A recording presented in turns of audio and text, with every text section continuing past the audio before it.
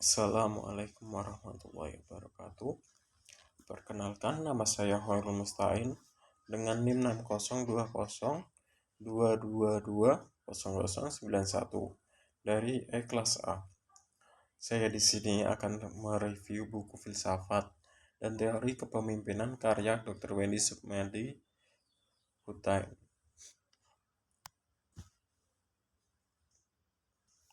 Pendekatan utama dalam kepemimpinan ada 4. Yang pertama, pendekatan klasik.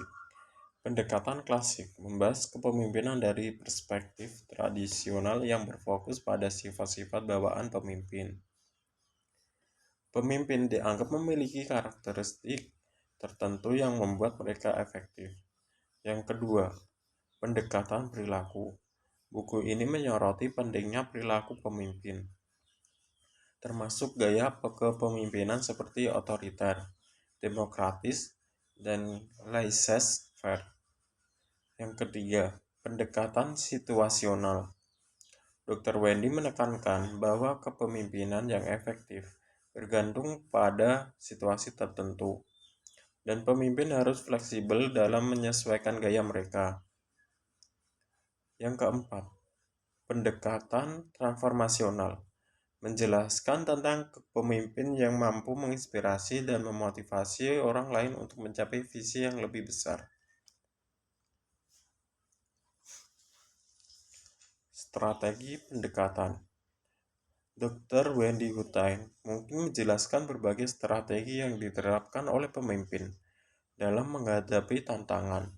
Ini bisa mencakup teknik manajemen tim, pengambilan keputusan, dan cara mengatasi konflik, yang semuanya berpengaruh pada kinerja organisasi.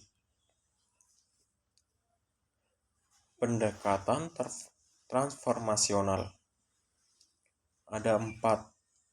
Yang pertama, peningkatan kinerja organisasi. Pemimpin yang efektif mampu mengarahkan tim untuk mencapai tujuan strategis.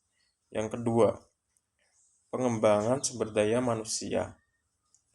Kepemimpinan yang baik membantu anggota tim tumbuh secara profesional dan pribadi. Yang ketiga, menciptakan budaya organisasi positif. Pemimpin memainkan peran penting dalam membangun budaya yang inklusif, inovatif, dan kolaboratif. Yang keempat, transformasi individu dan komunitas. Kepemimpinan yang transformasional dapat mengubah pola pikir individu dan komunitas untuk mencapai tujuan yang lebih besar. Karakteristik pemimpin yang efektif. Buku ini kemungkinan menyoroti karakteristik penting dan pemimpin yang sukses, seperti integritas, kejelasan visi, dan kemampuan berkomunikasi. Para tokoh yang dibahas mungkin menunjukkan bagaimana kualitas-kualitas ini berkontribusi pada keberhasilan mereka dalam memimpin.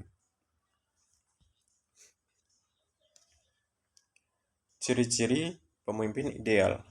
Yang pertama, integritas. Pemimpin yang jujur dan memiliki moral tinggi. Yang kedua, komunikasi efektif. Kemampuan untuk menyampaikan visi dan memotivasi tim. Yang ketiga, kemampuan membuat keputusan. Pemimpin harus mampu mengambil keputusan yang cepat namun bijaksana. Yang keempat, empati. Pemimpin yang peduli terhadap kebutuhan dan aspirasi bawahan. Yang kelima, kreativitas dan inovasi. Kemampuan untuk berpikir di luar kotak dan menciptakan solusi baru.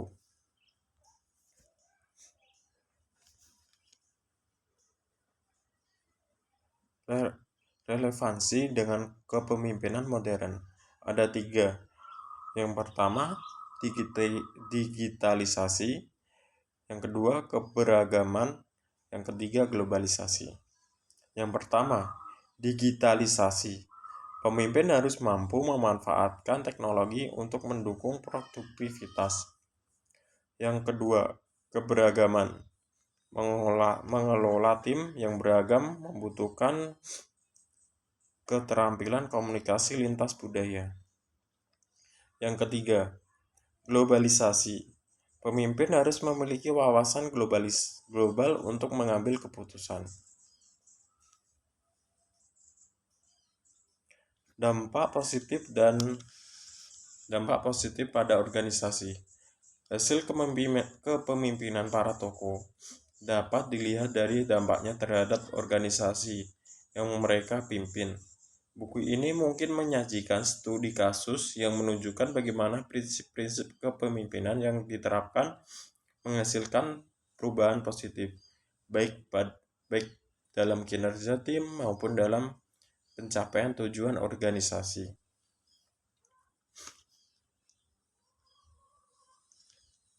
Kesimpulan.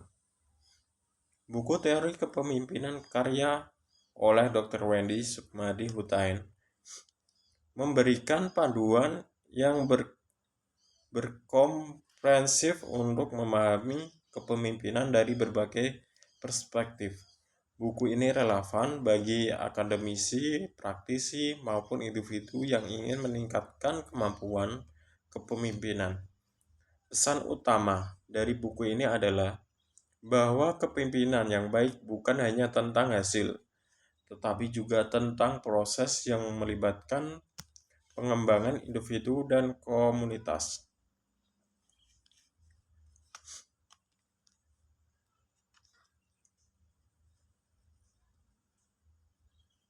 Selesai, dan kalau ada salah dari kata ucapan, saya mohon maaf.